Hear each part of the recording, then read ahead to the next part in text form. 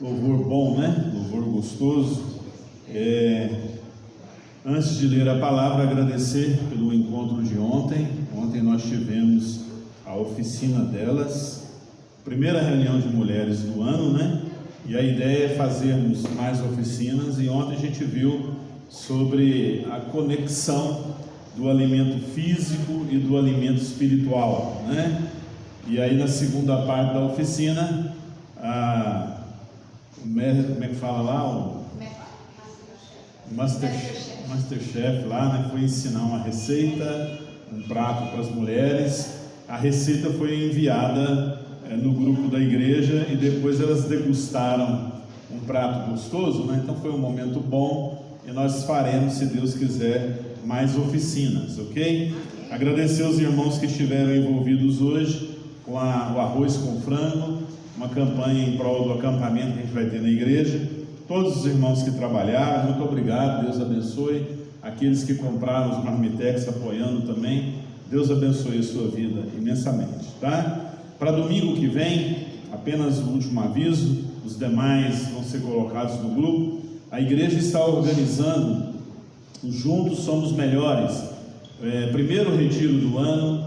Se eu não me engano, a última vez que a igreja saiu junto foi no meu aniversário, em outubro, né? Nós estivemos lá nessa chácara, e a igreja está reservando a chácara da Igreja Presbiteriana Pioneira para nós passarmos o dia de domingo lá, domingo que vem, né? A Vera está anotando, os irmãos que desejarem ir devem mandar um zap ou conversar hoje com a Vera. Estamos cobrando o valor de R$15 para pagar a chácara, tá? Então é aqui 15 quilômetros aqui no asfalto, indo aqui para Valterra, né?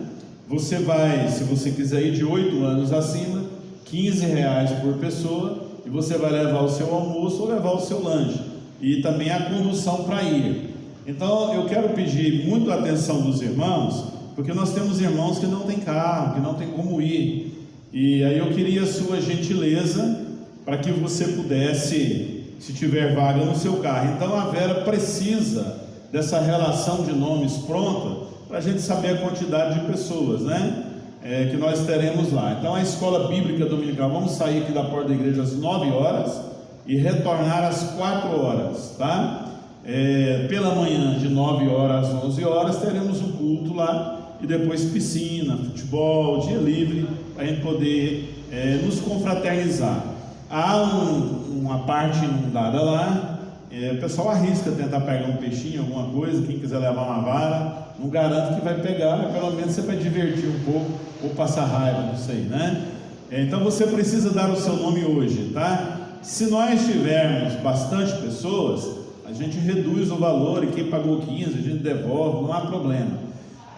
Precisamos pagar a chácara quarta-feira, então você tem que fazer o Pix para a Vera de hoje para amanhã ou até quarta, para a gente ter como pagar. Se houver algum irmão que queira fazer alguma oferta para ajudar a pagar para alguns que não estão tendo como ir, faça a sua contribuição para ver o valor e fala: olha, abençoa aí com algumas pessoas que querem ir, tá bom? Mas será muito importante, você que é nosso convidado, está aqui hoje. Nossa igreja não apresenta nome por nome, não pede para ficar de pé, mas nós sabemos que você está aqui. Caso você queira ir no retiro conosco, às vezes é ruim, não conhece ninguém, o que eu vou fazer lá? Mas é o melhor lugar de conhecer, a gente estar junto, a gente conhecer, né? E você terá uma oportunidade de estarmos ali. Então você é muito convidado. Se a gente não tiver o número necessário, nós vamos cancelar. Eu não gostaria de cancelar, eu gostaria que a gente passasse um dia juntos lá, que vai ser muito importante, tá bom? Evangelho de Mateus, capítulo 7. Eu disse aos irmãos que o pastor Richardson estaria pregando hoje, mas foi diagnosticado com dengue. Ele vinha na sexta, está acamado lá em Itapuranga, né? Passando bem mal, né? Está passando uns momentos ruins essa semana. Já foi para o hospital várias vezes, mas o Senhor está conduzindo, e se Deus quiser vai levantá-lo. Então eu vou terminar a mensagem que eu comecei domingo passado. Para quem não pegou domingo passado, 5 minutinhos aqui eu vou recapitular falando os pontos principais e vou dar sequência na estrutura do sermão, ok? Mateus capítulo 7, versículo 24 a 27. Alguns irmãos gostam de ler a Bíblia em pé, então fique à vontade, mas caso você não queira ou não possa, não vai pecar também não, tá? Mateus 7, 24. Todo aquele, pois, que ouve estas minhas palavras e as pratica, será comparado a um homem prudente que construiu a sua casa sobre a rocha. Caiu a chuva, transbordaram os rios, sopraram os ventos e bateram com força contra aquela casa, e ela não desabou, porque tinha sido construído sobre a rocha. E todo aquele que ouve estas minhas palavras e não põe em prática, será considerado um homem insensato que construiu a sua casa sobre a areia. Caiu a chuva, transbordaram os rios, sopraram os ventos e bateram com força contra aquela casa, e ela desabou, sendo grande a sua ruína. Oremos. Obrigado, Deus, pela sua presença, obrigado, Deus, pelo seu amor. É muito bom ter o Senhor conosco, é muito bom saber que o Senhor se faz presente quando invocado em espírito e em verdade. E em nome de Jesus nós repreendemos toda palavra que se levante contra a tua, toda ação maligna que se levante contra a ação do Espírito. Que o Espírito Santo de Deus ache lugar nos nossos corações, que a palavra lida seja aplicada por ti, e que a mensagem que o Senhor tem, o Senhor possa encaixá-la na necessidade, na alma de cada um, Pai. Muito obrigado, porque os anjos do Senhor recebem ordens do Senhor para ministrar, e nós não sabemos como são, nem que jeito são, mas sabemos que eles obedecem e executam as ordens de Deus para essa noite, a favor daqueles que vão herdar a vida eterna. Então, em nome de Jesus, toma a igreja nesse momento, que o anjo do Senhor esteja à porta, abençoando aqueles que passam, atraindo-os para entrar para a adoração deste momento, em nome de Jesus, amém. Nós agradecemos quem vai nos acompanhar também aí nas redes sociais, que Deus esteja abençoando, né? Bom, domingo passado nós falamos sobre viver a vida é viver construindo, construir é viver, e nós lemos esse texto para mostrar que todo lar, ou que uma casa vazia não é um lar, né? Às vezes a pessoa já pensa em lar como se fosse a casa, todo mundo que vai casar quer a sua casa, e quando a gente fala lar, você lembra da sua casa, mas uma casa vazia não é um lar. Um lar é diferente de uma casa. Um lar tem muitos elementos, e a gente olhou para a vida de Jesus e mostrou que Jesus saiu de casa aos 30 anos de idade, José já havia falecido. É tão bom ver um filho sair quando ele quer ficar, né? Por outro lado, é tão ruim ver filho sair para casar logo, para deixar o lar que não aguenta mais, né? Mas Jesus saiu bem aos 30, 33 anos para executar o seu ministério. Bom, e nós falamos sobre os 4 elementos básicos que constituem um lar cristão, porque nem todo lar ele é cristão, né? E dissemos que a mesa familiar, ontem falamos muito sobre mesa, ao redor da mesa, o clima relacional, o clima de comunhão, de alimentação. Dissemos que a mesa cristã, ela tem 3 pés, que é a submissão, o comando e a obediência, né? O marido comanda, a mulher o auxilia, os filhos obedecem. Essa mesa é estruturada de maneira que a família vai caminhando melhor. Toda família cristã tem que ter devoção, tem que ter piedade, uma prática de busca, tem que ter uma filosofia educacional para os filhos são ensinados no temor de Deus, e tem que ter o alicerce, a rocha, que é o texto que nós lemos.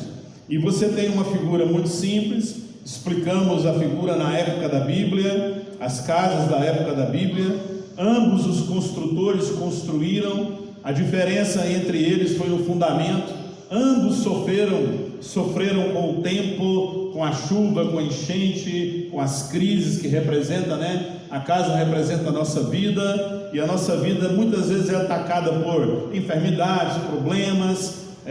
O mal chega para quem não é cristão, o mal chega para quem é cristão. Então ambos as vidas são atacadas na estrutura de viver, e viver é construir. Porém, uma casa desabou, e eu disse que a casa pode cair, né? A casa que desabou não foi construída sobre o alicerce. E qual é o alicerce? na história? Bom, Jesus diz: aquele que ouve essas minhas palavras e as pratica. Então o alicerce aqui é a rocha simboliza Cristo. Na Bíblia, Cristo muitas vezes é chamado de rocha, e ele diz: quem ouve estas minhas palavras. Quais as palavras? O Sermão do Monte que ele está ensinando, do capítulo 5 até o capítulo 7, encerrando no 28 e 29. Então ele está dizendo: tudo isso que eu estou ensinando para vocês aqui é fundamento, é rocha. Se você fizer a sua casa aqui, você vai seguir a sua vida, a vida vai bater fortemente em você, mas sua casa vai ficar de pé, ok? Bom, o rapaz que construiu na areia, que só deu uma planada na terra, que não procurou firmar o alicerce, representa construir a vida nos impulsos da vida, nos atalhos da vida, no senso comum, nas coisas que vão. Então a casa pode cair, sua casa pode cair, a minha casa pode cair. Quando a gente vê uma casa caindo, casa no sentido lar, quando a gente vê um lar acabando, a gente fica olhando e: Deus, tem misericórdia do meu lar, me ajude a manter o meu lar. Então quando você deixa Cristo e os seus ensinamentos para construir sobre o senso comum, sobre as ideias que você tem de família, sobre coisas do seu coração, sobre os atalhos da vida, você está procurando fundamento falso para construir sua vida. E aí eu dei então alguns fundamentos falsos. Só estou reprisando domingo. Os irmãos que vierem me ouvir, por favor, aguenta aí, mas é para quem não estava, né? De forma rápida. Tem gente procurando construir felicidade em coisas condicionais. Todo mundo quer ser feliz, mas procurar coisas que não traz felicidade ou não mantém felicidade é o alicerce falso. Então tem gente que quer construir a segurança e por aí vai. E nós dissemos que o verdadeiro fundamento é ser enriquecido por Deus. Felicidade não está no fazer, felicidade não está no ter, felicidade está no ser. Quando você tem a identidade transformada, a vida mudada, você é feliz. E quando você sabe quem habita na tua alma e para onde você vai, você é feliz. E aí nós vamos ter momentos felizes e outros momentos tristes, mas a vida vai seguir. Dissemos também, segundo o fundamento falso, que tem muita gente buscando brilhar a sua luz. Mateus 5, 13 a 16. Tem gente que quer fazer brilhar a sua luz, ou busca por aprovação, busca por aceitação. Tem gente que quer que os outros definem quem ele é, ou os papéis sociais definem quem ele é. Ele sempre está vivendo a vida para que os outros possam elogiá-lo, para que os outros possam abraçá-lo e dizer: nós te amamos, seja bem-vindo, você é um cara legal, você é uma mulher legal. E você vai viver querendo agradar os outros, e aí você vai descobrir que esse é um fundamento falso, que nem Jesus agradou todo mundo e que é impossível a gente agradar a vida de todo mundo, né? Dissemos também, Mateus 5, 21 a 26, 43 a 48, eu estou repassando o Sermão do Monte, você pode me acompanhar, que nós afastamos e temos a mania de afastar da nossa lista pessoas que não atendem às nossas expectativas. Então vivemos construindo sobre relacionamentos sociais cortados e mudados. Quando alguém fala uma verdade para mim, essa pessoa está fora da minha lista, porque eu não quero ouvir o que ela fala. Hoje a gente está querendo mais pessoas que nos ensinem autoestima e muitas outras coisas para a gente viver. Então nós fazemos uma lista e trabalhamos para ver quem cabe na nossa lista de amizade, né? Os irmãos lembram do domingo passado, não dá tempo de eu gastar aqui. E dissemos por último sobre os relacionamentos afetivos, o usar pessoas, o manipular pessoas, as concessões que são feitas dentro da alma para pecadinhos ou pecadões, para coisas que a gente não acha errado, e as coisas vão caminhando, vão entrando na vida da gente, e quando a gente vê, a gente está tomado por relacionamentos afetivos, a gente está querendo que os outros atendam carências emocionais que a gente tem, e nós vamos vivendo a vida e vai construindo um alicerce falso. Isso derruba a vida. Bom, hoje eu quero então, de uma maneira rápida, dar mais alguns fundamentos falsos, passando no Sermão do Monte, porque Jesus diz que esse é o verdadeiro fundamento, e é lógico que a antítese que ele dá é o fundamento verdadeiro. Quando eu falo um fundamento falso, o contrário é verdadeiro. Então dá para a gente construir e ver o que Jesus queria. Fundamento falso para a nossa vida: Mateus 5, 33 e 37 está falando sobre o sim, sim, o não, não, e não devemos fazer juramentos, ok? Então nós temos gente muitas vezes procurando viver a vida sem autenticidade, gente vivendo na mentira, gente vivendo na hipocrisia, e nós então queremos levar a nossa vida assim, não ser autêntico, esconder coisas na alma. Quando Jesus está dizendo que a gente não deve jurar, ele não está condenando juramentos oficiais, é porque na época ele está condenando a interpretação dos religiosos. Jurava-se por tudo, como no Brasil a gente faz: juro pela alma da minha mãe que eu estou te falando a verdade, eu juro que pode cair um trem na minha cabeça aqui agora, se o que eu estou falando para você não é mentira. E a gente arruma tantos juramentos, e aí Jesus vai ensinar: você não deve jurar nem pela sua vida, nem pelo seu cabelo, que você não sabe a hora que vai cair, você não tem condições de jurar por nada, então pare de jurar. Faça outra coisa ao invés de jurar.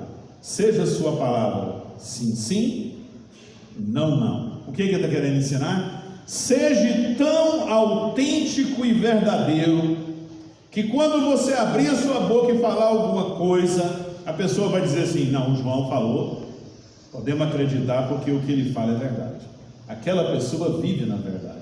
Tudo que nós falamos, tudo que nós usamos, onde conversamos, como agimos, aprendemos então a ser autêntico com os nossos sentimentos, aprendemos a não viver como camaleão, fazendo os nossos disfarces da vida. Não precisamos esconder os nossos defeitos, não é? Nós já sabemos quais são, e o que eu sou, e você precisa me conhecer do jeito que eu sou, e aquilo que eu preciso de mudar, Deus vai usar você para mudar a minha vida. Eu estava no culto, ouvindo o louvor, muito bem cantado, meu coração encheu assim de uma dúvida, porque muitas vezes a gente está na igreja, você assenta, vem participar do culto, o diabo põe no seu coração que as pessoas que estão aqui à frente querem aparecer, elas querem se mostrar. O pastor está pregando, parece que ele é o perfeito, ele é o santo. Não tem nada disso. Sou pecador como você, o pessoal do louvor é pecador como você. Nós estamos fazendo culto, quando Deus usa um, ele enche da graça, a graça de Deus que manifestou. Quando a palavra vem, eu ministro uma palavra boa que anima a tua alma. Não estou dizendo que eu sou santo, melhor do que você, mas Deus está me usando para falar ao seu coração. O importante é que o Espírito de Deus ministra. Através de quem? Os instrumentos não são interessantes. Deus usa quem Ele quer, a hora que quer e quando quer. O importante é que a gente seja autêntico com a nossa vida, não é? Elias uma vez eu estava em oração na igreja para organizar um projeto, e eu disse a Deus, a minha oração estava muito mal, e falei para ele assim: Senhor, o Senhor foi capaz de usar os urubus do deserto para levar comida e abençoar aquele povo lá. Se o Senhor usou um urubu, o Senhor pode me usar. Então tem misericórdia, apesar do meu defeito, e me usa numa série de pregações que eu ia fazer. E Deus falou do meu coração assim: se você abaixar mais um pouco, eu vou te usar. Aí eu falei: então eu estou mal, porque pior que o urubu, né? Mas Deus queria mostrar a condição do meu coração. O poder não está no instrumento, o poder está no Espírito de Deus, se faz através do instrumento. Amém. Ele usa quem quer e onde quer. Então nós não precisamos mentir, mas tem gente que gosta de mentir. Tem gente que gosta de ocultar verdades. Tem gente que gosta de simular situações. E quando você está numa saia justa e não tem para onde correr, aí você começa a jurar pela vida da alma da sua mãe, da alma do seu pai, da sua cabeça. Pode acontecer isso, pode acontecer. Não, o verdadeiro cristão, o verdadeiro fundamento, ele é o que ele diz, a gente acredita, porque ele tem o hábito de falar a verdade e viver a verdade. Esse é um fundamento forte. Não construa sua casa sobre a mentira, sobre a hipocrisia. A Bíblia vai falar sobre o joio e o trigo. O joio parece muito com o trigo, mas na hora de colher a gente sabe que é o joio porque não dá fruto, não é? Ele não traz resultado. Então não viva de aparência, viva quem você é. Tem defeito, tem dificuldade, mas não fique sossegado no seu defeito, na sua dificuldade. Tente mudar todo dia, tente buscar o Senhor todo dia. Segundo falso fundamento: não viva a vida aprisionado pelo materialismo. Você tem aqui no Sermão do Monte, Jesus usando algumas figuras, falando sobre luz e trevas, 2 senhores. O que ele está falando é: não ajunte tesouros aqui na terra, ajunte no céu. Aqui o ladrão pode cavar, lá no céu não tem jeito. O que Jesus está querendo ensinar é que a gente não pode ter um coração dividido. Todo mundo que tem um ânimo dobre ou dobriânimo, Tiago fala disso, um coração dividido, ele não vai em lugar nenhum. Um lar dividido não vai em lugar nenhum. Uma igreja dividida não vai em lugar nenhum. Um namoro dividido não vai em lugar nenhum. Uma família que cada um pensa dividido, cada um vai para um canto, essa família não sai do lugar. Então Jesus está ensinando: pare de correr e valorizar somente as coisas que são materiais. Todos nós aqui hoje corremos pelo material. Vamos cruzar os braços e esperar que o pão do céu caia como foi no deserto? Não. Lá também eles não podiam cruzar, e tinha que de manhã correr de madrugada para pegar o pão no deserto.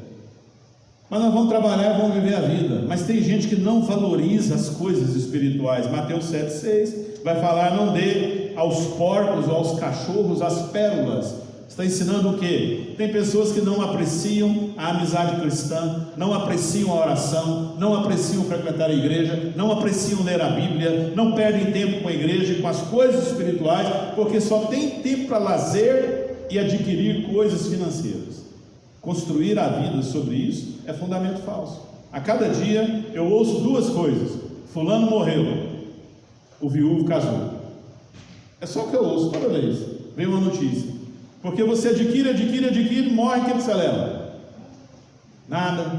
Aí o outro vem e vai curtir o que você adquiriu, vai casar de novo, né? Então, e que não é errado, vai casar, vai seguir a vida. O que eu estou querendo mostrar é: se você vive a vida só preocupando com dinheiro, posição, status, crescimento, de maneira que você não tem tempo nem para se dedicar à sua igreja, às coisas espirituais, e as coisas materiais vão tirando o seu coração de um momento de oração na igreja, de uma vigília, de coisas que a igreja proporciona, de uma leitura bíblica. Tem gente que só lê a Bíblia no domingo à noite.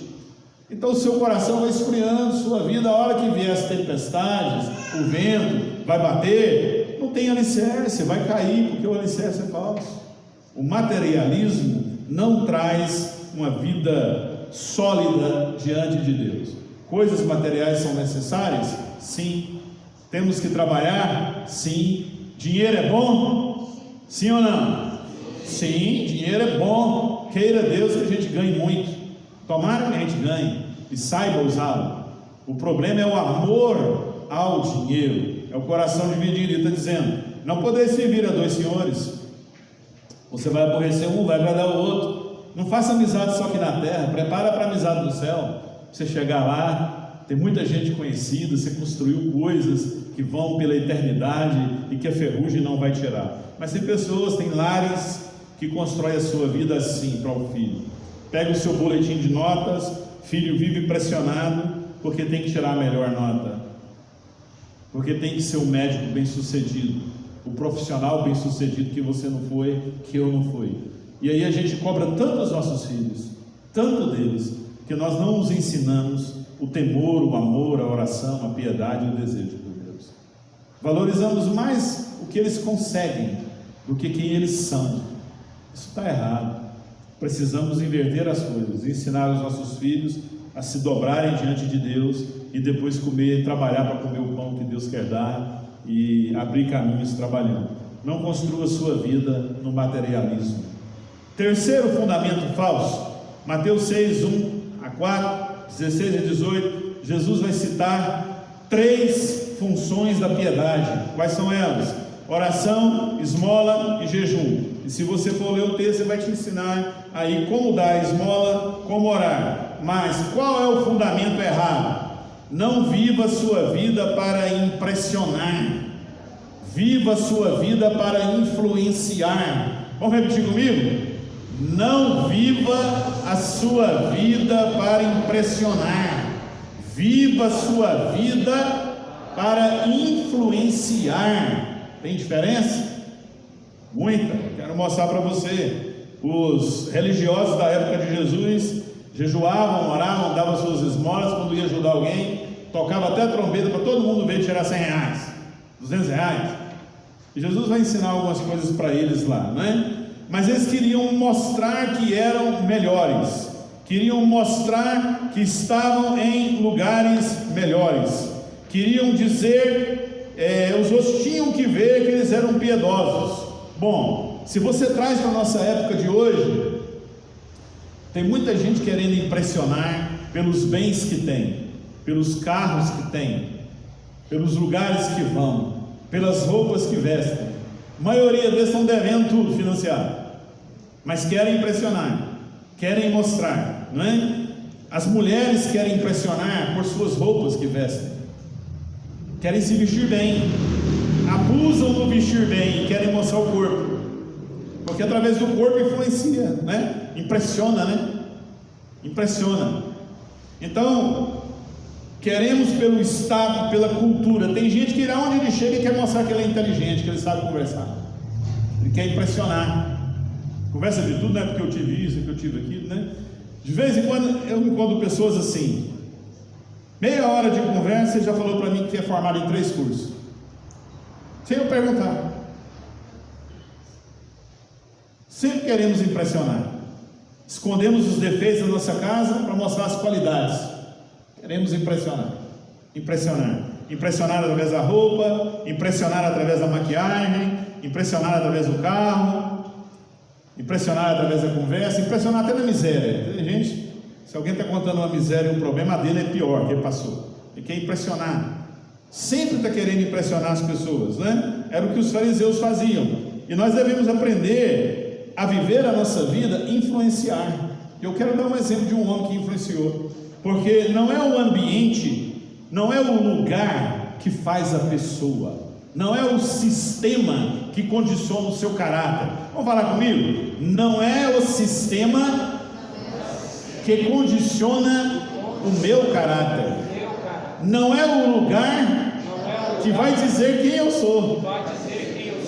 Tem gente que não sabe quem é, então aonde ele chega é o ambiente que chega. Se o ambiente é ruim, ele joga lá e conversa com o ambiente ruim. Você vai para a Bíblia e você vê José do Egito. Deixa eu dizer aonde, o ambiente de José do Egito, só para gente ter uma ideia. Primeiro, o nome dele é de onde? José de onde? Do Egito, mundo, pagão, corrupto, idolatra. Já foi lá para o Egito. É o José da casa leviana de Potifar. Ficou lá dentro, ambiente ruim, ambiente leviano, ambiente mundano, né? É o José da prisão, foi preso, ambiente hostil, esquecido, negado. É o José das experiências ruins, traído pela família, vendido pela família, não viu nem a mãe morrer, perdeu todo o crescimento do filho menor, do irmão menor, perdeu tempo com seu pai. É o José traído, abandonado. Ok, Deus o usa para revelar um sonho. O que Faraó dá para ele? Um nome pagão. Você não vai chamar José, você vai chamar outro nome. Deu um nome para ele que era o nome do Deus tal. Depois deu para ele o quê? Uma mulher mundana, pagã, uma mulher que não conhecia Deus. Depois deu o que para ele? Um sogro sacerdote idólatra, que executava seus cultos religiosos de honra. Tudo na vida de José era ambiente ruim, lugar ruim, mas José influenciou o lugar que ele estava. Amém. O lugar não diz quem eu sou, mas quem eu sou muda o lugar que eu estou. Entende? A minha vida é construída quando eu não quero impressionar, mas eu quero influenciar. Quem quiser andar comigo, bem. Quem não quiser andar comigo, amém. Mas eu vou me esforçar sempre para a gente andar junto. Entende? Quando nós construímos a nossa vida assim, e aonde você chega, você é diferente de quem você é, sua casa vai cair. Ela vai cair. Quando vier as tempestades da vida, as pessoas vão saber quem você é. Uma vez, para os irmãos entenderem, até para ser pastor, o sistema prejudica. Eu estava indo para o seminário, um colega meu começou a entrar numa errada no seminário. Cheguei para ele, perto de outros colegas, e disse: você está indo para o caminho errado. E ele disse assim: é o sistema, não tem jeito de mudar o sistema. Eu falei para ele assim: mas tem jeito de mudar a sua vida. Do jeito que você está indo, você não vai chegar muito longe. E não chegou muito longe. Nós podemos ser diferentes. Tem alguém que quer ser político? É o sistema. Se entrar na política do Brasil, misericórdia. Mas se você for temente a Deus e quiser influenciar, você não fica muito tempo lá não. Talvez nem ganhe muito dinheiro. Não é o lugar que diz quem eu sou, é quem eu sou que diz o lugar que eu vou, que eu frequento. Então, quando eu construo a minha vida sabendo que eu estou aqui para influenciar e não para impressionar, eu vou viver a minha vida melhor. Os pais querem que seus filhos impressionem. É uma cobrança tão grande isso, não é? Eu converso com filhos que estão tão amassados, pressionados, na expectativa dos pais, que a gente esquece quem eles são, não é? Não viva para impressionar, viva para influenciar. Você vai ver a grande diferença que tem. A coisa mais bonita que você tem é o Espírito Santo que mora dentro de você. Amém. Se você for convertido, enriquecido por Deus, deixa Ele influenciar as pessoas. Deixa Ele te dizer que roupa você vai usar, que comportamento você vai adotar, que conversa você vai ter e com quem você vai andar. E Deus vai coordenar a sua vida, ok? Quarto fundamento falso. Eu estou indo rápido porque eu quero terminar, não quero me delongar. Mateus 6, 25 a 34. Viver querendo controlar a sua vida pessoal e a vida de todo mundo é fundamento falso. Tem gente que gosta de controlar a vida dos outros? Sim ou não? Sim. Sim ou não? Sim. Será que tem? De onde nasce a ansiedade? Onde nasce a ansiedade? Do desejo de controlar a vida.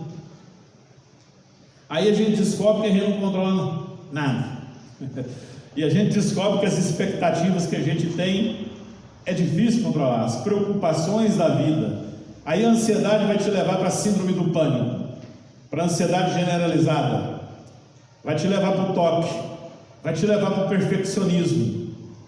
E qual é o segredo-chave do perfeccionismo? Sempre tem um jeito certo de resolver o problema, perfeito de resolver um problema, mas não tem problemas que a gente não sabe como resolver. Ou você sabe como resolver todos os problemas? Como é que a gente vai resolver os problemas que surgem na vida? A gente tem que dizer: Deus, eu não sei como resolver, me ajuda, eu estou precisando de você. E o Espírito de Deus começa a dar saídas para a gente. Mas a gente quer controlar a vida de todo mundo. Você quer controlar a vida do vizinho, você quer controlar a vida dos filhos, quer controlar a vida do marido, o marido quer controlar a sua vida, você quer controlar de tudo, você quer saber de tudo, né? Ontem eu fui comprar uma grama, engraçado, agora eu estou no YouTube, né? Não pode falar, né?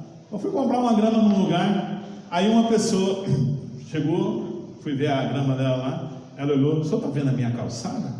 Olha, eu gosto de tudo organizado. Eu estou vendo mesmo, você é dedicado. Olha a calçada do vizinho, que sujeira. A gente quer controlar tudo. Ela falou assim: você até me chama de chato, porque eu varro até a calçada deles. Você tem vizinho assim? Varre a sua calçada, tira o lixo da sua calçada. Você põe um saco de lixo lá e fica incomodado que você pôs e não tira. Aonde começa a ansiedade? Desejo de controlar o outro. Quer controlar o namoro do filho, quer controlar o casamento do filho. Filho casou, vai lá, briga, vai ter briga. Por quê? Você quer controlar a vida do filho, você quer controlar tudo, mas você não consegue controlar nem a sua vida. Nem a minha vida eu consigo controlar. Então a ansiedade, ela nasce do desejo de querer controlar, do desejo de preocupar. Você nem dorme para resolver um negócio amanhã, você nem sabe se vai estar vivo amanhã.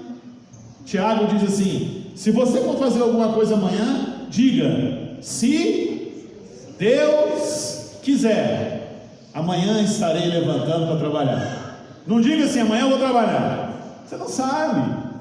A vida é uma incógnita. Então Jesus está dizendo: todo mundo que quer controlar a sua vida, de mal a pior. Você entende? Por exemplo, você vê um jovem solteiro hoje, ou uma jovem solteira, vai chegando aos seus 16, coitado das meninas da igreja, fica com dó delas. Terou 16, 17, a mãe já começa: a casar não? Ou o pai fica pensando: e aí, a casar não? Terou 19 e 20, está ficando beata. Aí já começa a arrumar os candidatos a partir do 15. Aí vamos ver, vamos arrumar os candidatos. Ok. Aí se você tem uma menina que não quer casar, ou um rapaz que não quer casar, deve ser gay. Você tem que controlar. Mas a Bíblia fala que casamento não é para todos.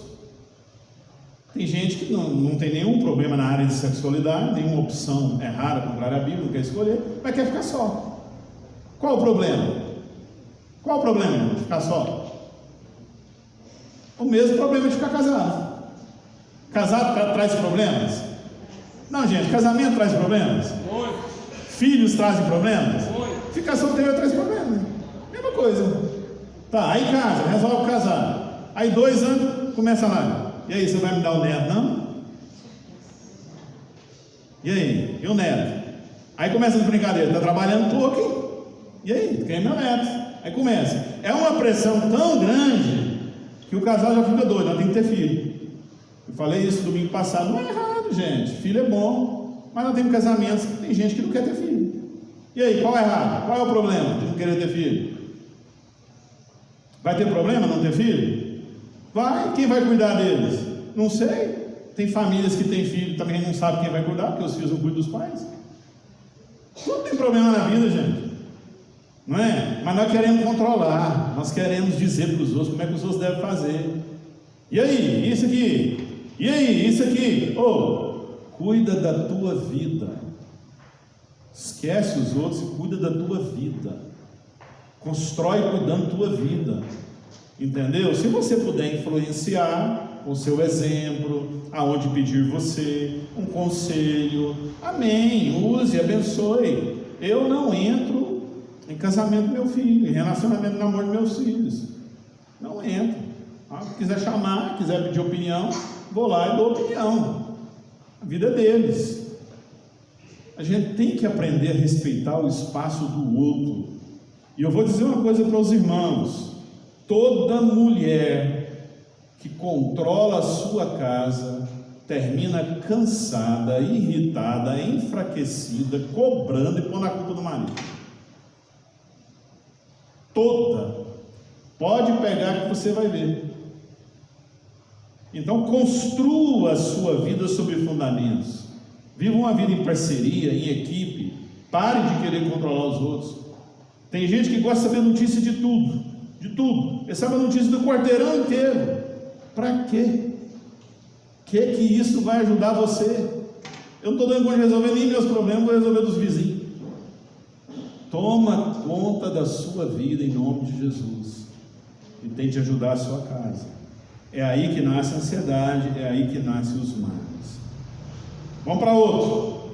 Mateus 7, Jesus diz assim: olha o fundamento falso. Viver a vida não é artimanha de justificar os erros pessoais e condenar os erros dos outros. O que Jesus está dizendo? Você enxerga um cisco no olho do outro, mas não enxerga uma bigota no seu olho. O que é que ele está ensinando? Que tem gente que gosta de ver a falha do outro. Quando o outro erra, a gente diz assim: miserável. Está vendo? Está bem, é do jeito que merece, não é? Mas quando nós temos o mesmo erro, o que a gente fala? Misericórdia, Jesus, onde eu errei? Ai, Senhor, né? Aí Deus tem pena de nós. Mas o outro a gente bate, o outro a gente fala. E Jesus está dizendo: pare primeiro. Você já viu que a pior mania do ser humano é justificar? Nós temos visto isso em igreja. É o ambiente que a gente vive mais, né? Você que está aqui, se vive em outros ambientes.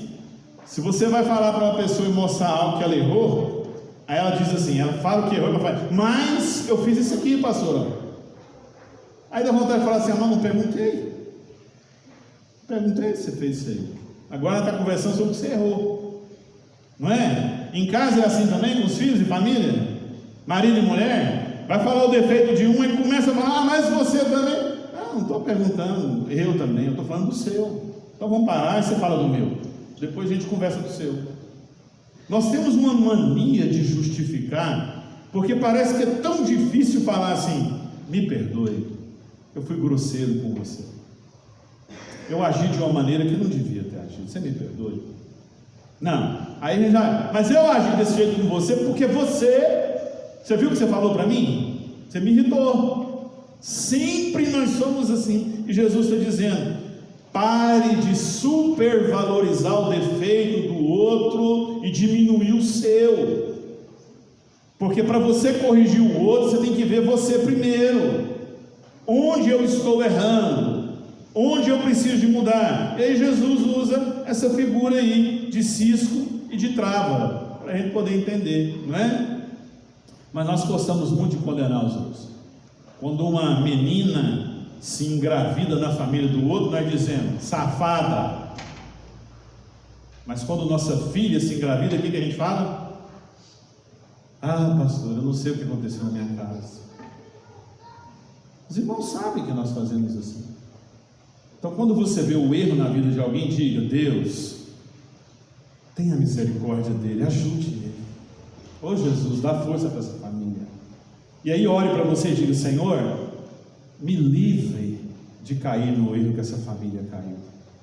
Tem misericórdia de mim. Eu não sou perfeito, não é? A gente fica pregando essas coisas. Eu sei que muitos ouvem. E antigamente foi assim, não sei se a gente tem torcida para dar errado para a gente. O pastor está ali, quantas pessoas torcem para as coisas dar errado para mim? Torcem para os meus filhos quebrarem a cara, torcem para eu errar, para dizer, está vendo? O santo está pregando. Tem santo aqui não, gente. Tem santo aqui não. Apenas estou expondo a Bíblia para mim e para você. O que eu estou pregando aqui não é para você, é para mim.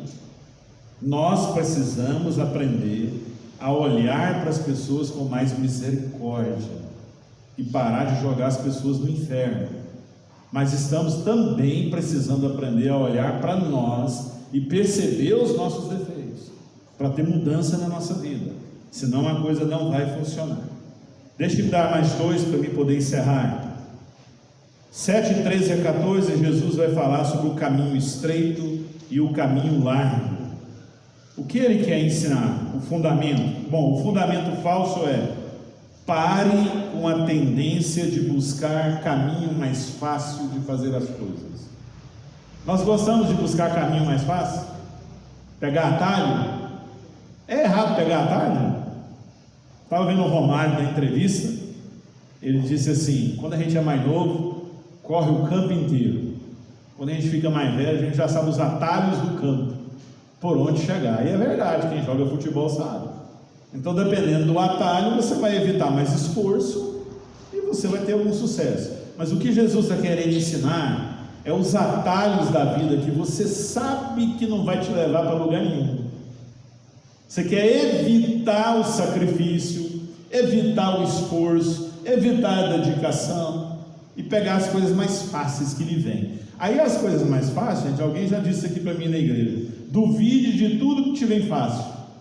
Você já viu aquela semana que você começa, os trem vai dando certo, vai dando certo, vai dando certo. Aí chega quinta-feira, você fala: eu estou até com medo, está tudo dando certo, né? A gente já fica até meio medroso, né? Mas às vezes nós cortamos caminho e nós fazemos jogadas nos caminhos que a gente corta. E aí a gente, até para pedir perdão para o outro, a gente corta caminho. Perdoa aí, viu? Se eu te fiz alguma coisa, perdoa aí. Olha, se eu te fiz alguma coisa, me perdoa aí. Tem necessidade de pedir perdão? Você não sabe que você fez algo. Perdão nasce do coração de alguém que faz. Ô, vem cá, quero te pedir perdão porque eu te ofendi. Agora, se eu te ofendi, você me perdoa aí. Se a gente tem que começar a analisar a nossa vida e parar de pegar os atalhos da vida, tá? São jovens com os caminhos mais fáceis, quer pegar os atalhos que a vida traz, pega o caminho errado, não é? Aí é a jovem pressionada dentro da igreja para os pais que tem que casar logo. Aí aparece um garanhão aí, a aparência, puxa, casa. Aí depois fala: pastor, minha vida está um inferno. É mesmo? Sua vida está no inferno? Aí dá vontade de falar algumas coisas, né? Aí eu não tenho nada contra isso, gente. Eu gosto de dizer isso porque é o seguinte: olha, você enviou o voo, Aí você quer casar. É errado casar de novo? Não. Mas tem gente que casa, o defunto está frio. Você põe qualquer pessoa dentro da sua casa. Você põe outra pessoa para cuidar dos seus filhos. Aí você vai ter abuso infantil na sua casa. Você vai ter um monte de coisa na sua casa. Eu fico tão impressionado na facilidade que os outros têm de casar. Não, eu fico pensando, 25 anos de casado, eu vou morrer primeiro. Já falei para o Zenac que eu vou morrer primeiro. Mas, como as pessoas casam fácil, parece que é uma decisão tão difícil, que a gente tem que dar, mas assim, a gente casa, se não der a gente larga. Não, gente, isso não é casamento. Fundamento verdadeiro é aquele que você escolhe uma pessoa, vai morrer do lado dela, vai morrer do seu lado. A morte veio, amém. Vou escolher outra pessoa à altura para conviver comigo. Você não vai sair doido, carente, que tem que arrumar alguém que a vida está passando. Não. Duvide dos atalhos fáceis que a vida dá para a gente. Por último, Mateus 7:15 a 23, tem gente que vive a sua vida construindo sobre novidades. Só gosta das novas ideias, das novidades. Eu quero ler aqui, acompanhe comigo, Mateus 5:22 diz assim: os olhos são a lâmpada do corpo. Por que os olhos são a lâmpada do corpo? Porque são órgãos de entrada visual. A gente olha, tudo entra. Então, o coração é acessado pelo que eu vejo. Por isso fala assim: o que os olhos não veem, o coração não sente. Então os olhos são a entrada, ok. Se os seus olhos forem bons, ou seja, se você estiver olhando certinho para a vida, para as coisas, o que diz o texto? Todo o teu corpo será iluminado. Se porém os teus olhos forem maus, porque está falando de olhar, ou aquilo que você deixa entrar, aquilo que você está acessando, todo o seu corpo estará em trevas. Portanto, se a luz que existe em você são trevas, que grandes trevas você tem. O que Jesus está querendo mostrar para nós, as novidades? Que tem muita gente com a alma suja, o coração sujo, gente que está vivendo a vida sempre buscando novidades, porque cansou até da sua vida, mas não tomou cuidado com aquilo que vê. E aí ele vai falar sobre os falsos profetas, aquilo que ouve. Quais são os órgãos de percepção de entrada? Olhar, ouvir. Muita gente ouve muita coisa. São as músicas que ouvimos, são as amizades virtuais que fazemos, que você nunca viu, está conversando à distância. Alguém pôs uma foto lá e diz que é alguém, que você nem sabe também. São a cultura que a gente vive, os grupos musicais, as letras de música. Estava vendo uma reportagem ontem sobre as músicas gospels na igreja. Aí o canal do cara foi colocar as músicas, as pessoas cantam na igreja. Isso aqui é cristão? Aí você vai ler as letras, você fala: meu Deus, tem condição. E o povo está cantando, né? Então, a gente vai vivendo a vida sobre autoestima, é o coach gerenciando, é os pregadores da autoestima, é o panelão do mundo, é as ideias lindas. Aí você pega o celular para você mandar mensagem para o outro, você copia uma mensaginha lá, uma coisa bonitinha que tem lá. Tem gente que gosta de mandar mensagem todo dia. Aí você manda uma coisa espírita. Se houver alguém espírita no nosso meio, meu respeito, não estou falando mal da sua religião, mas estou falando mal dos conceitos, que somos contrários ao conceito espírita. Você manda mensagem de prostituição, você manda mensagem de corrente de ajuda, mensagem que não tem nada a ver com a Bíblia. Você está passando e repassando, passando e repassando, passando e repassando, vivendo a sua vida sobre novidades. Qual a próxima novidade? Jesus diz assim, olha, julgando, ele diz assim, os falsos profetas, como é que a gente conhece eles? Pelo que eles falam e pela vida que eles têm. Você conhece quem é os falsos profetas? Falso profeta não é só falso pastor, não, é os YouTube. Nós temos uns caras bons ainda no YouTube, né? Deus me livre, um pouquinho que você ouve, cabeça dói. Mas a galera jovem gosta, porque eles conversam no linguajar deles, né? Mas Jesus diz assim, Senhor, em teu nome nós expulsamos demônios. Senhor, nós usamos o teu nome e fizemos milagres. Aí o que Jesus fala? Apartai-vos de mim, nunca vos conheci, vós que praticam o mal ou a iniquidade. Como é que Jesus pode apartar alguém que ele nunca conhece? O juiz, para fazer um julgamento, precisa conhecer todo o processo? Sim ou não? Sim. E Jesus está dizendo: apartem de mim, nunca vos conheci. Então Jesus não conhecia a vida deles? A palavra conhecer aqui, Jesus está dizendo assim, vou traduzir. Vocês dizem que me conhecem, porque vocês usaram o meu nome, expulsaram demônios e fizeram milagres. Mas eu só conheço quem tem amizade comigo, amor, devoção e obediência. Nunca vi vocês se dobrando diante de mim. Usaram o meu nome, mas não desfrutaram da minha pessoa.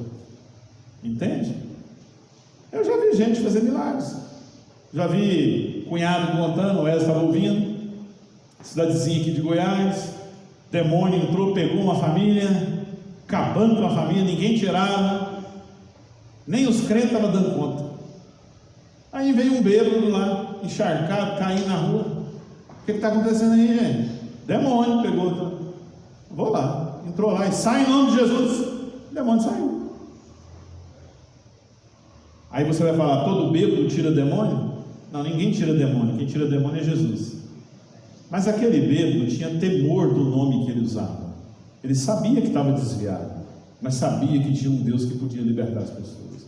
E ele usou com sinceridade aquele nome: sai dessa vida. E ele saiu. Por outro lado, a gente tem outros na Bíblia que usaram o nome, mas não conhecia. Eles falavam assim, lá no livro de Atos: sai em nome do Jesus que Paulo prega. Os demônios olharam e falaram assim: ué, o Jesus que Paulo prega, nós sabemos quem é. Paulo nós conhecemos, mas e vocês? E a Bíblia fala que os 7 irmãos levou uma surra, que saíram seminus, sem roupas, de tanto apanhar. O que a Bíblia está querendo ensinar para a gente? Nós temos que parar de viver com novidades e viver por amizade com Deus. Você tem a maior amizade que alguém pode te dar, que é a amizade de Jesus. Você não valoriza e vai para o YouTube, e vai para os caras que falam, e vai para as letras de música, e vai para a amizade virtual, e vai para isso, tentando conhecer um monte de coisa que não vai te ajudar em nada. Em nada. A hora que vier uma tempestade, quem é que vai te ajudar para a casa não cair?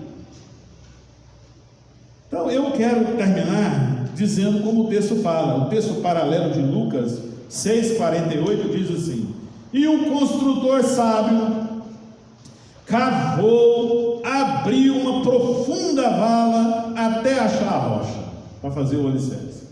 O que é cavar, gente? É pegar tudo o que se aproxima na sua vida, através de namoros, através de amizades, através de músicas, através de professores de escola. Eu estou encabulado, o pessoal da nossa igreja, as meninas, adolescentes conversando comigo: pastor, quer falar com o senhor? O professor falou isso. Eu até fico dando uns conselhos, nem sei se pode, mas é aquele negócio. O professor está dando uma aula de filosofia, aí, desculpa a expressão, aí dá uma cagada lá, sai da aula dele, fala uma coisa que não tem nem filosofia e começa a falar da fé, falar de Deus, falar da crise da alma dele. Dá vontade de você falar assim: professor, desculpa aí, né? O governo está pagando, eu estou pagando, dá aula para a gente queria ouvir o senhor falar de filosofia. Nós estamos sendo bombardeados, tudo, e cavar é dar pasada, tirar a terra, não é? Quem já mexeu com alicerce sabe o que é fazer alicerce. Então cavar significa avalie tudo que entra na sua casa, seja por redes de internet, seja canal fechado, tudo, e procure o sentido dessas coisas, para ver se serve para a sua vida. Cavar significa olhe para a sua vida e tente descobrir nela as coisas que te estruturaram de forma errada. Vou falar para os irmãos, toda criança, todo ser humano, ele vai viver a vida construindo a vida. Eu não falei que viver é construir? Como é que se forma o caráter? O caráter se forma a educação de berço na família, as experiências dentro da família, as experiências na escola, os ensinamentos sociais e as escolhas pessoais. Toda criança faz isso. Quando alguém no curso do caminho tem um problema ou passa uma experiência traumática, ela desenvolve crenças que amarguram a vida dela, que ela não sabe lidar com isso. Então ela procura um jeito de estruturar essas crenças e ela passa a funcionar daquele jeito. Aí as crenças que deveriam segurar a pessoa tornam-se uma camisa de força que amarra a pessoa, né? Então deixa eu dar um exemplo.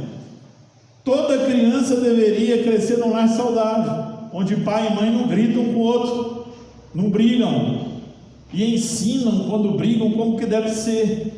E essa criança crescer estruturando, sabendo o que é um pai, sabendo o que é uma mãe, sabendo quem ela é, seus defeitos, seus limites, suas potencialidades. Ela vai desenvolver crenças seguras para a vida. Ela vai ser um adulto, beleza. Onde chegar, equilibrado. Se alguém falar assim, olha, você não trabalhou hoje direito, seu trabalho ficou ruim, é mesmo. Onde eu posso melhorar, quero fazer melhor. Ele não vai ficar mal. Mas quando a criança cresce errado, a crença que ajudava ela atrapalha.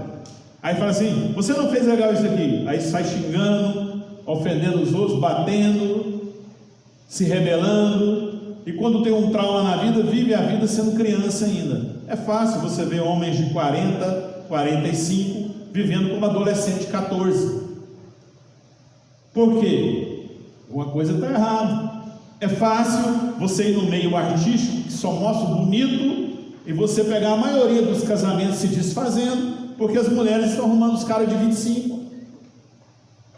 É fácil, porque o mundo só mostra o bonito, e o diabo garfa, e depois você vai ver o que é o negócio. Então, quer construir a sua vida, cave todos os dias. E olha como o texto termina. Jesus diz assim, olha o 28, 7 e 28. Quando Jesus acabou de proferir essas palavras, as multidões estavam maravilhadas com a sua doutrina. Ou o termo traduzido é: as multidões ficaram fora de si, extasiadas com esse homem, porque ele ensinava com verdadeira autoridade. É isso que nós estamos precisando hoje. Entender que o nosso Jesus é bênção, entender que Ele fala conosco. Você tem alguém que te entende, você tem alguém que quer uma amizade com você, que quer curar a sua vida, que quer te abençoar. Pare de deixar o sólido e buscar o novo, e buscar o senso comum. Meu coração está dizendo que eu devo tomar essa decisão. Menino, não decide pelo seu coração, não. De repente aparece um profeta da vida e diz: o Senhor está me dizendo que é para você casar com fulano. Meu Deus, não faz isso não vai casar não, porque você vai ver aonde vai dar. Mas comece a viver a vida construindo em Deus, cavando em Deus. Deus, o Senhor é minha esperança. Deus, eu quero aprender como é que faz. Deus, me ensina a temer o Senhor. E você vai ver que as coisas vão andar melhor. Então, onde você está construindo a sua casa? Na areia ou na rocha? Construir e praticar. E eu termino dizendo: uma única ação não forma alicerce. Lembra que nós falamos domingo? Vamos novamente juntos? Uma única ação não forma alicerce. Todos os dias nós temos que ter diversas escolhas na nossa vida para construir o nosso fundamento. Salmo de número 11:3 diz assim: ora, destruídos os fundamentos, que poderá fazer o justo? É uma pergunta. Me responda uma pergunta. Se você viver a sua vida e eu viver a minha vida sem fundamento, ou num fundamento falso, o que vai acontecer com a gente? A casa vai cair. E quando a casa cair, gente, aí é complicado trabalhar, né? Qual é mais fácil? Você chegar, adquirir um lote, construir do zero uma casa boa, ou você tentar reformar uma casa velha mal construída? Você já sabe que a gente vai gastar mais dinheiro tentando reformar e não vai ficar bom ainda. Então Deus quer reformar os alicerces da sua vida. Deus quer. E a minha oração nessa noite, sabe qual é? Para Deus destruir os falsos alicerces que a gente está organizando na nossa vida. Porque a hora que começar a destruir, você vai sentir, vai ficar manco e vai ter que falar: eu tenho que tomar uma decisão na minha vida. Eu preciso tomar uma decisão na minha vida. E vamos construir sobre Cristo e seus ensinamentos. Nós temos tudo para viver a vida de uma forma melhor. Você tem um Deus que te ama e que habita em você. Você tem a sua palavra que te ensina como viver, que não é um livro qualquer, é um livro que tem filósofos lendo ele, psicólogos lendo ele, políticos lendo ele, até ateu lendo ele. Então não é um livro qualquer, é um livro sagrado que pode falar ao seu coração. E você tem o Espírito Santo para te ajudar a transformar nessa caminhada. Para que deixar isso? Ir atrás da mentira, ir atrás da hipocrisia, ir atrás do materialismo, ir atrás do impressionismo, ficar impressionando. Para quê? Vamos cavar, gente. Vamos construir a nossa vida. Olha para a sua vida e perceba coisas que você construiu errado e dá uma cavada ali. Vamos substituir o alicerce. É possível. A psicologia diz que uma vez a identidade formada, a identidade não é mudada. O Evangelho diz que o Senhor cria de novo e faz tudo novo. Jesus muda e transforma vidas. Ele pode mudar a nossa vida. Feche seus olhos, vamos orar. O pessoal do louvor pode tomar a frente para nós cantarmos. Sobre qual alicerce você construiu a sua vida? Ou eu vou mudar minha pergunta, feche os seus olhos. Quais são os falsos alicerces que você está construindo a sua vida? De repente tem alguns que você viu e nem eu falei. Quais são os alicerces ilusórios? Ou você está construindo a sua vida na areia, na terra? Que tipo de alicerce você está firmando a sua vida? Deus, em nome de Jesus, o Senhor é bom. Nós é que não prestamos. Sempre falo isso brincando, mas é a pura verdade. A nossa casa é feita de areia, terreno inseguro, mas o Senhor veio para ser a rocha da nossa vida. E quando eu pego a sua pessoa e os seus ensinamentos e construo a minha vida, a gente vai ter perseguição, problemas, do mesmo jeito que a pessoa vai ter. Mas a gente não se dobra. A gente ergue novamente e caminha, porque a nossa vida está fundamentada no alicerce verdadeiro. Destrói alicerces falsos nessa noite, Pai. Se houver alguém construindo sobre filosofia vã, amizades virtuais, filosofia da hora, se tiver alguém dizendo: eu não me conheço, eu preciso me conhecer. Ah, Senhor, o melhor lugar é a Bíblia e Jesus. É o melhor lugar. Mas destrói fundamentos falsos e faz a gente começar a viver a nossa vida olhando para o Senhor. Tenhamos a melhor mensagem, a melhor pessoa e o melhor futuro para viver. Depende das nossas escolhas. Em nome de Jesus. Amém.